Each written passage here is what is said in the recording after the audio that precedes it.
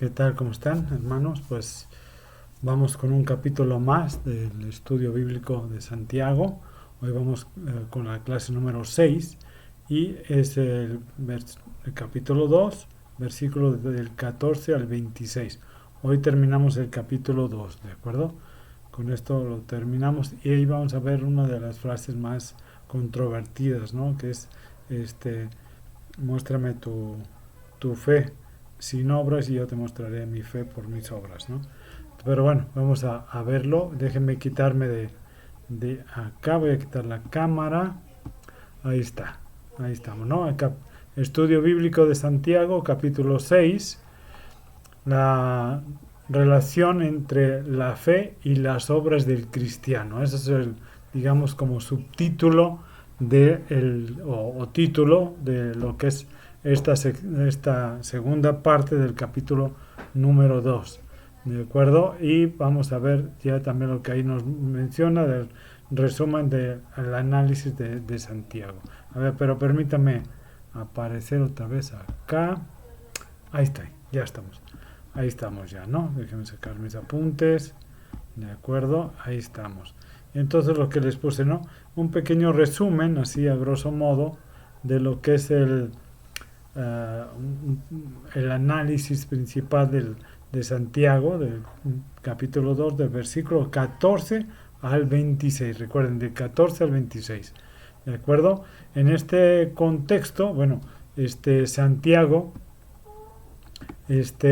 enseña que una persona tiene autoridad para decir que cree algo solo cuando está dispuesto a vivir lo que predica. En otras palabras, la fe verdadera está ligada a las obras de que la demuestran, o sea, lo que demuestra que somos verdaderamente cristianos es que las obras que hacemos muestran que la fe que tenemos. ¿De acuerdo? El contexto general de la escritura enseña que las obras no salvan a la nadie. Eso ya lo sabemos, que no es por obras, sino por fe. Pero los salvos hacen buenas obras como resultado de su nueva vida. Podríamos buscar también, por ejemplo, Efesios capítulo 2, del versículo 8 al 10, o Tito capítulo 3, versículo 8. Ahí también vamos a ver más o menos relacionado con lo mismo, ¿sí? De la fe que es mostrada a través de las obras, ¿sí?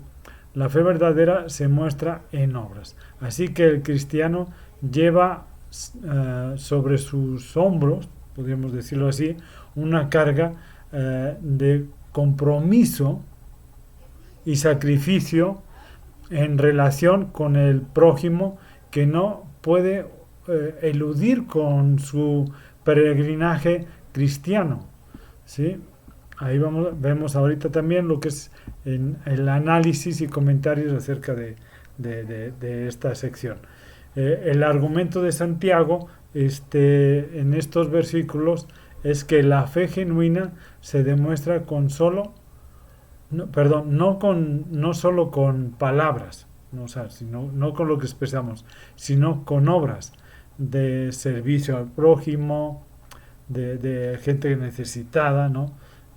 Si la fe no tiene obras es inútil, está muerta, ¿sí? La fe y la acción van de la mano en la vida cristiana. No solo los argumentos lo demuestran, uh, sino que también se muestran la fe de una persona, ¿sí?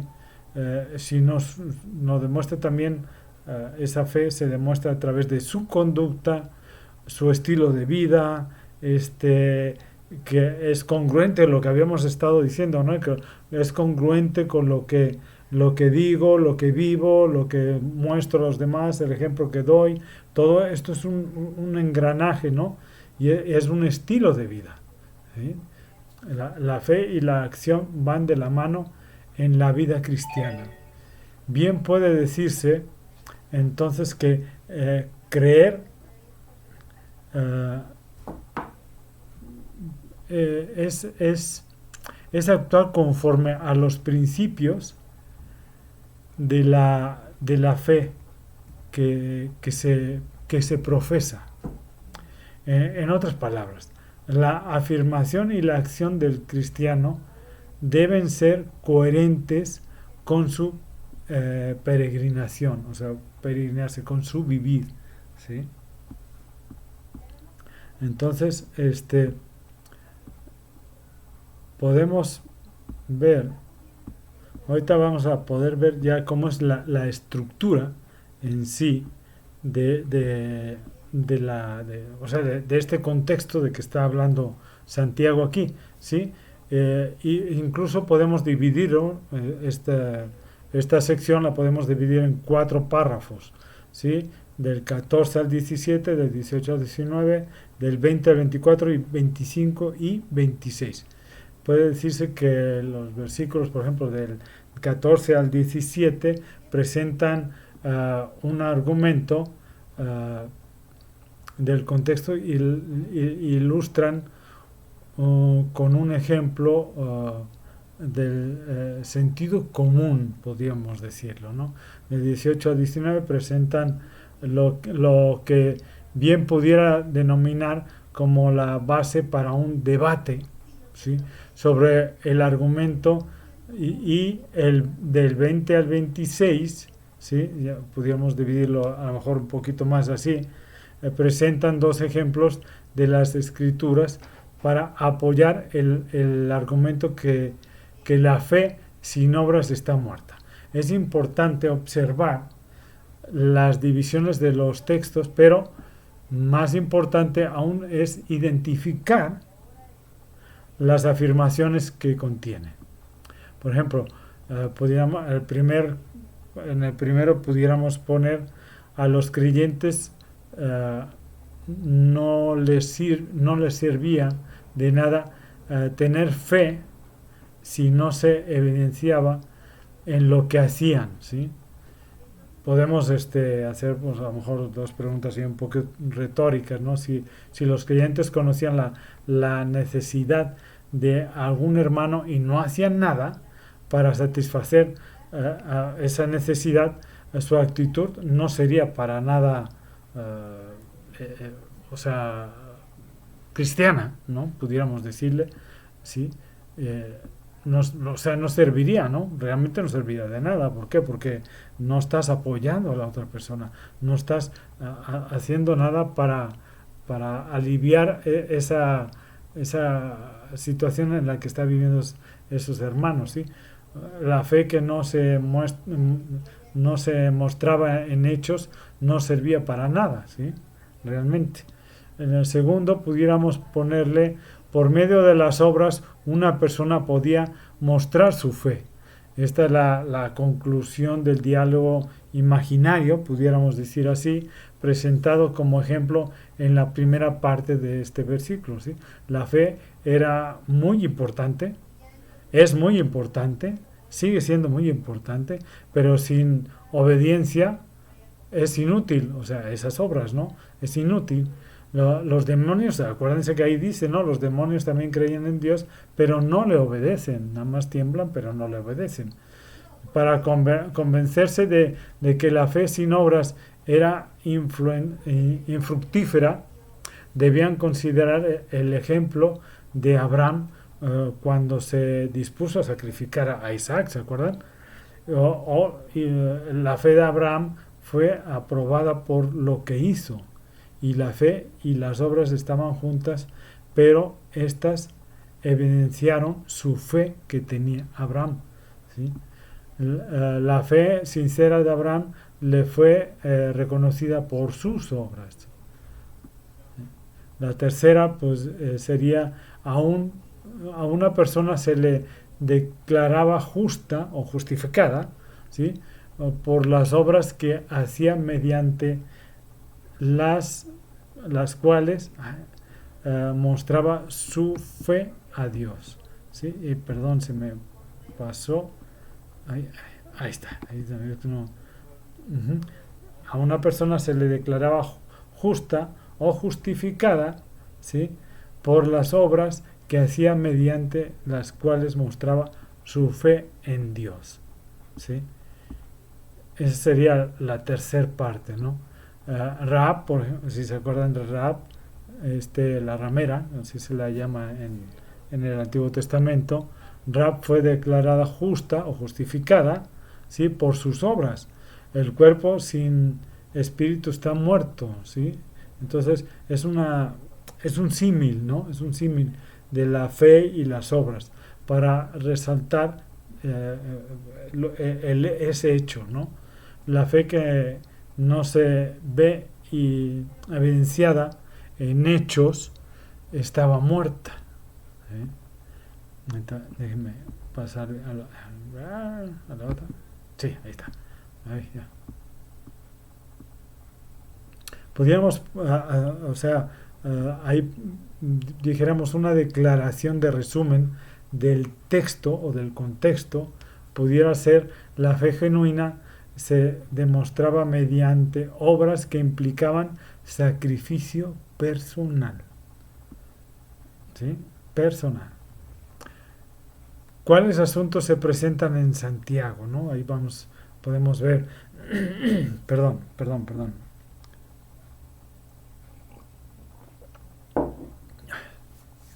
Sobre la base de este contexto, este bosquejo, pudiéramos decir, puede decirse que el texto presenta tres asuntos en Santiago y es lo que él quería comunicar, ¿no? Digamos, referente a la vivencia del Evangelio, de la forma de vivir el Evangelio.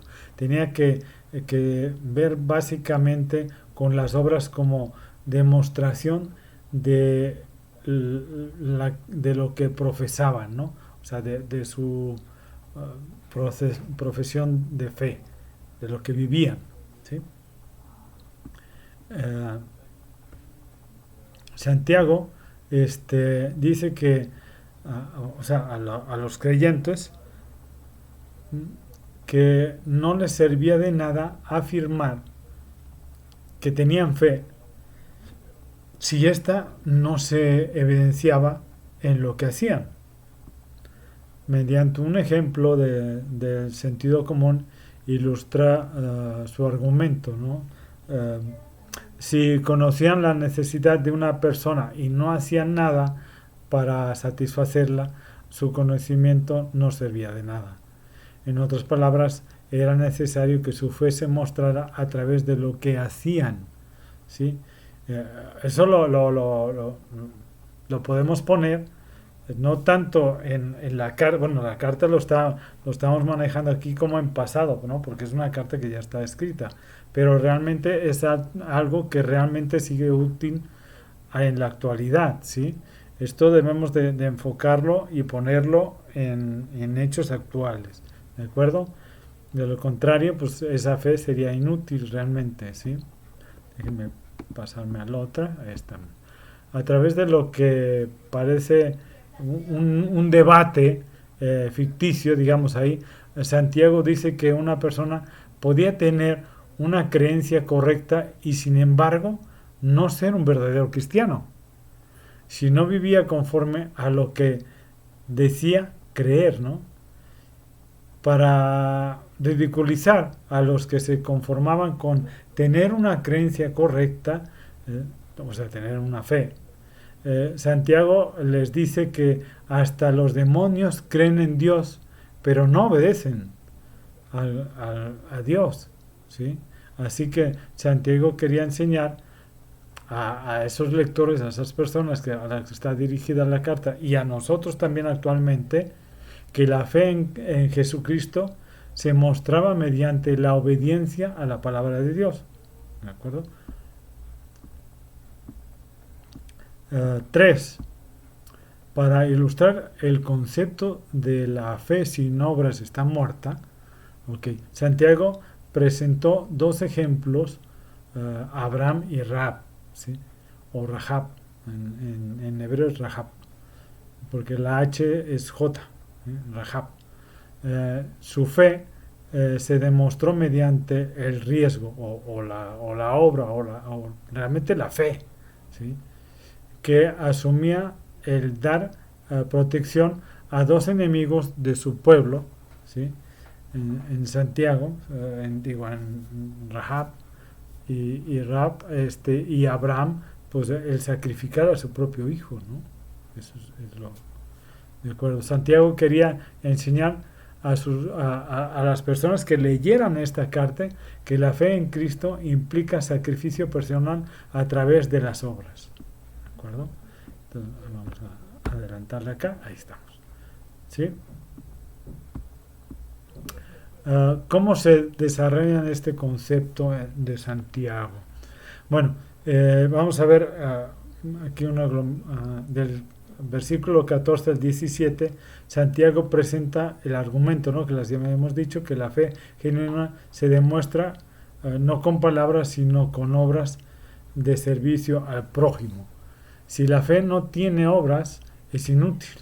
Está muerta, ¿no? Ahí nos dice, ¿no? Está muerta. De plano, sí, está muerta. ¿De acuerdo? Y la fe y la acción van de la mano en la doctrina cristiana, ¿sí? En otras doctrinas, pues a lo mejor no, pero en la cristiana la fe y las obras van de la mano. No son los argumentos los que demuestran la fe, sino la conducta, lo que vivimos diario, lo que mostramos, lo que estamos viviendo personalmente cada uno, ¿no? Esto es lo que muestra nuestra fe, nuestras obras, ¿sí? La fe nos hace cambiar y ese cambio hace que hagamos buenas obras y esas obras son las que aquí está mencionando. Creer es actuar conforme a los principios de esa fe que profesamos, ¿sí? Dicho de otro modo, la afirmación y la acción deben ser coherentes, ¿sí? Eso ya hemos hablado ya mucho anteriormente de eso, ¿no? Vemos ahí en el versículo del 18 al 19, ahorita lo estamos seccionando ya, ¿no? Todo lo que dijimos hace rato y lo estamos seccionando ya por versículos. A primera vista pareciera que Santiago estaba presentando un argumento para decir que lo único verdadero es lo demostrable, pero no es así. En realidad lo que hace es llamar la atención a un sentido lógico que lleva la fe al terreno práctico y no le deja solo en la convicción intelectual, o sea, en lo que sentimos, en lo que pensamos, sino que debe de tener consecuencias de lo que hacemos o actuamos conforme actuamos. Ni una sencilla reacción emocional, o sea, no es así. No es en el momento que estamos exaltados y, ay, sí, lo voy a hacer y voy a donar para la construcción y voy a dar para la hermana que está mal o para el hermano que necesita y a la mera hora que ya tenemos que dar no damos nada. No es así, ¿sí? La fe que tenemos en ello, por fe voy a darlo, ¿sí? Para reforzar su argumento, declara que también los demonios creen y tiemblan, pero no hacen nada, otra cosa, o sea, no obedecen a Dios. En otras palabras, tienen fe en el sentido que creen en la existencia de un único Dios personal, sí, pero no actúan conforme a ese conocimiento, ¿sí? La fe en Dios debe ser mostrada a través de las obras del creyente, ¿sí? O sea, que realmente demostrar que realmente estamos creyendo en Dios, ¿sí? En nuestro Señor Jesucristo, y eso lo debemos demostrar, debe ser un ejemplo que salga de nosotros, ¿no? Que sea palpable, que se pueda ver, ¿sí? Y nos vamos a los versículos del 20 al 26. Apoyan el argumento mediante el uso de las dos ilustraciones que les comenté, de Abraham y Rahab, ¿sí? Y nos sirven para afirmar que la fe no se evidencia en hechos. Si no se evidencia en hechos, está muerta. El diálogo imaginario de los versículos anteriores tiene su valor realmente, ¿sí? A ver, espérame, no vaya a ser que está viva. No, sí, ahí estamos, ¿no? La fe que no se evidencia Sí, ahí está. Sí. Que no se evidencia en hechos está muerta. El diálogo imaginario, como les decía, tiene mucho valor aquí en esta sección, pero Santiago va más allá de ese argumento, ¿no? Ahora busca el respaldo de las escrituras y se fundamenta en dos ejemplos muy conocidos realmente, ¿no? Y que realmente vienen conforme a la genealogía de David, y luego David se va hasta nuestro Señor Jesucristo. ¿De acuerdo? Tanto en la parte del papá sustituto como de la madre, ¿sí? Recuerden, podemos ver las dos, una en Mateo y la cronología, una en Mateo y otra en Lucas, ¿sí? Lo podemos buscar tranquilamente, ahí vamos a ver todas, ¿sí? Todo. Recuerden que en Lucas el José que ahí menciona es el padre de María. ¿De acuerdo? Bueno, pues vamos a seguirle acá porque si no nos vamos por otro lado. Okay. Usa el Antiguo Testamento, ¿sí? Para fundamentar lo que está diciendo, ¿sí? Vemos ahí el ejemplo de Abraham, que obró conforme a su convicción ante Dios. El otro es el ejemplo de Rahab, que obró con misericordia hacia quienes necesitaban ayuda en ese momento y estaban arriesgando su vida, ¿sí? Y arriesga su vida para y está asegurando que está actuando conforme al deseo de Dios, ¿sí? La fe y solo la fe en Cristo puede justificar al ser humano delante de Dios. Eso no lo podemos cambiar ni hacerlo a un lado. Y no es posible. Pero la práctica de esa fe lleva consigo la acción consecuente que la demuestra. Bien podemos decir que creer es también actuar conforme a la fe que afirmamos tener con palabras.